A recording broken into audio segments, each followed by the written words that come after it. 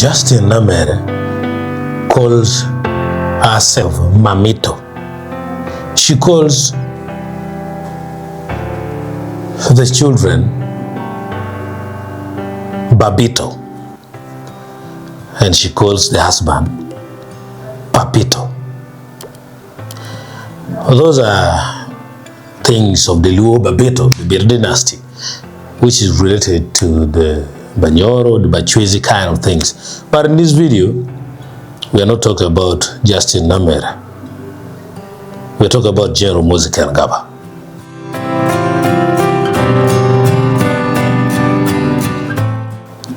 Have you ever noticed how when politicians run out of logical arguments, they start looking at the stars? If a leader tells you they want to be president because they have a solid infrastructure plan, you can argue with them. You can check the numbers and track records. But what happens when a politician looks you dead in the eye and says, I'm not running because of a policy, I'm running because God told me to? Suddenly, the conversation isn't about roads or inflation anymore. It's about cosmic destiny. Welcome to The Filter. I'm Acton O'Brien. Today, we are pulling back the curtain on one of the oldest, most dangerous tricks in the political playbook, using spiritual beliefs to justify a mission. And yes, we are going to look at what this looks like right here at home in Uganda.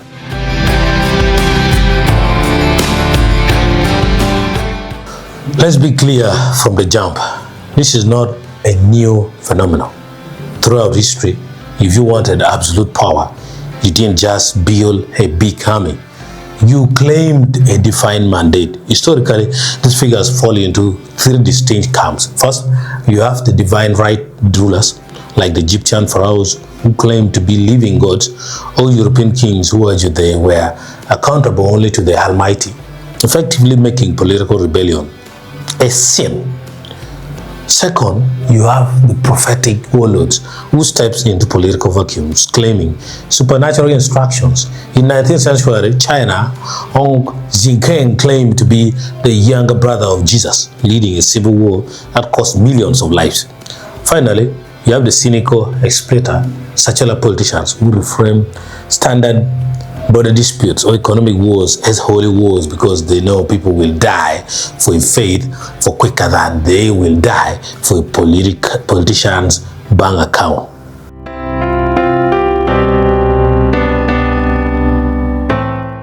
Now, let's bring this home. If you have been watching Ugandan political discourse lately, you have probably noticed some fascinating rhetoric coming from General Muhoozi Kangaba regarding his presidential ambitions. He has been talking about his potential presidency not just as a political transition, but as a spiritual mandate. Look at the mix he is using. On one hand, he invokes the Bachwezi, the legendary mythical demigods of ancient Eastern African royalty. On the other hand, he heavily sprinkles his messaging with references to Jesus Christ and Christian prayers. Why mix a pre-colonial ancestral myth with the Christian gospel? It's a political strategy called syncretism, blending different religious worlds to build a massive net. Uganda is an overwhelmingly Christian nation.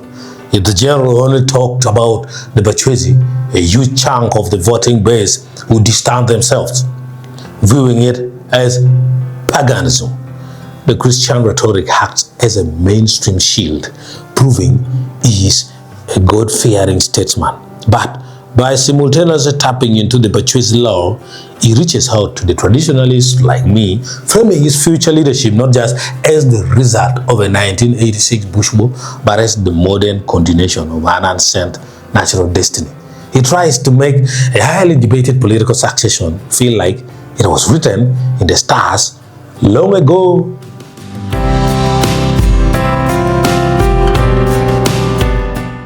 So, the million-shilling question, should Ugandans be worried?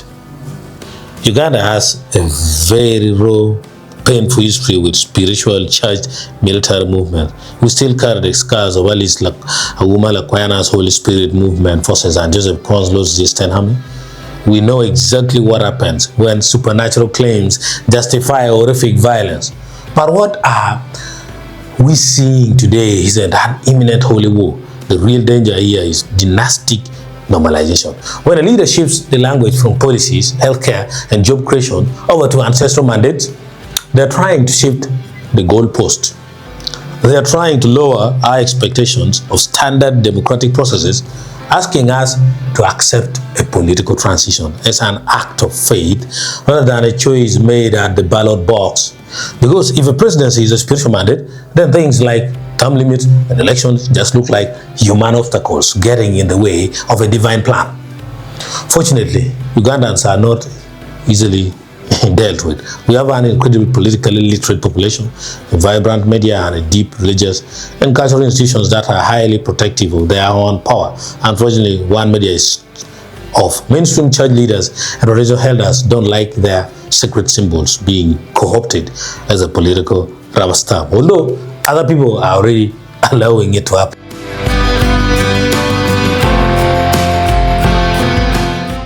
At the end of the day, when any leader starts claiming a cosmic right to rule, we don't need to panic, but we do need to remain vigilant. The best defense against spiritual manipulation in politics has always been the ancient practical test. Judge them by their fruits. Don't look at the spiritual claims. Look at the policies. Look at the state of the hospitals, the schools, the roads, and their respect for the rule of law.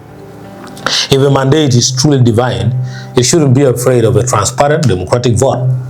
Thanks for listening to The Filter. I'm Mark O'Brien, signing off.